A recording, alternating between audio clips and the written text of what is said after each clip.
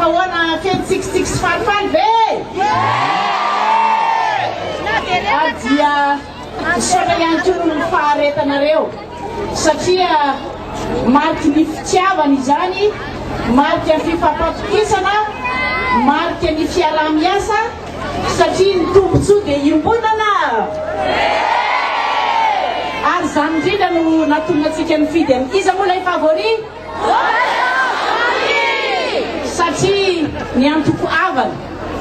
dia hoy izy hoe ny vahoaka aloha, ny vahoaka no andrianina, zany hoe ny fiaraha-miasa amin'ny havana amin'ny docteur Robinson Jean-Louis dia hitsizo ny vahoaka madinika izy, marina ve ary ny fampandrosoana dia hiatraika isa-tokantrano ka dia faly ve tsika ekena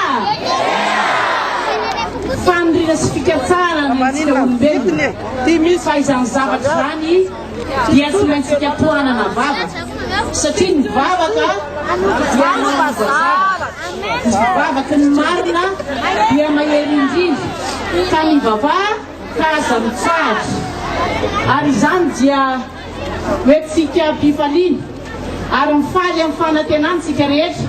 satria mahatoky fa ny zavatra rehetra dia miara-miasa ahasoa ka dia ho an'izay tian'Andriamanitra. Tian'Andriamanitra ve tsika matoky amin'ny dada sy reny ka izy ary le hotomanana dia iza le favori ary rehefa jerena amin'ny tableau dia misaotra antsika rehetra fa filonona raha inasany atsika lazao ny mpiarabelona amintsika, lazao ny havana matsakaiza, lazao ny era mifokotany